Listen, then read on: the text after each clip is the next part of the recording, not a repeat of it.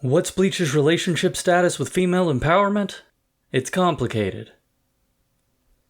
Open to Orihime keeping cool as a kawaii despite facing down the first episode of Attack on Titan. And lest we forget, our best girl Ruki erased all those rosy memories of the brother Naga from episode 2 and 3, essentially making this the first Lovecraftian knockoff nightmare that our tragic little redhead has ever set those shaky grey eyes on. Her response is an inhuman assload of empathy and love, where despite her lack of Chad's muscles or Ichigo's magic sword, she cares more about calmly evacuating her friends from certain death than sprinting like a devilman to save herself like my cowardly ass would have. Of course, that's not gonna fly, cause this is Bleach we're talking about, and there's no way in hell it's gonna let slip an opportunity to sit down for some quality time with an MC and a healthy dose of psychological bullshit. Which brings us to the world's first female hollow. You can tell it's a girl because it has hearts for eyes, and its design makes me think I'm about to fail a Rorschach test. It's also a coward and uses manipulation to start fights because Kubo wasn't quite sure if we were smelling what his outdated gender stereotypes were cooking, and now I'm getting the feeling that Bleach is just 698 chapters of our boy working through some shit. Now anyone who's audited an honors lit class in high school could juice a TED Talk out of the unfortunate symbolism in this episode, but I think we could all use a break from this bitch of a year, so I'll err on the side of comedy. We finally get what we're all here for, which is Tatsuki kicking some more than a bit of ass, and I love her almost as much as she loves her Sappho friend Change My Mind. Bleach nearly forgot about flashbacks, so it throws in a quick one where a bunch of bitches are just awful at an orphan, which explains both Orihime's long hair and Tatsuki's totally platonic devotion, two answers to two questions I wasn't planning on asking. But love is messy and gross sometimes, so instead of unlocking a romance option, you might accidentally unlock latent spiritual girl boss fairy powers instead. Now these...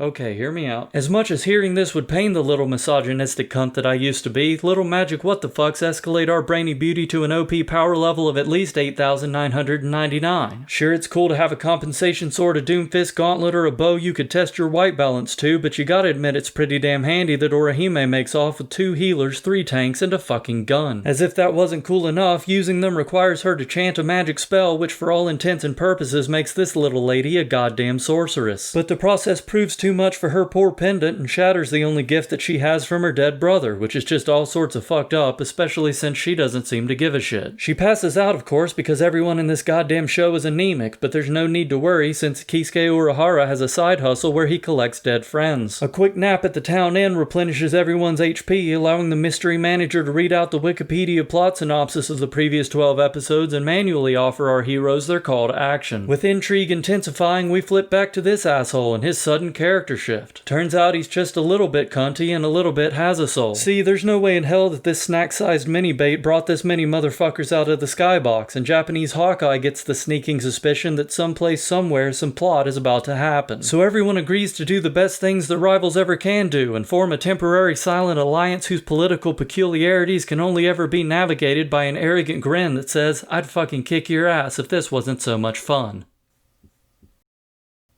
God help me, this ending song is growing on me.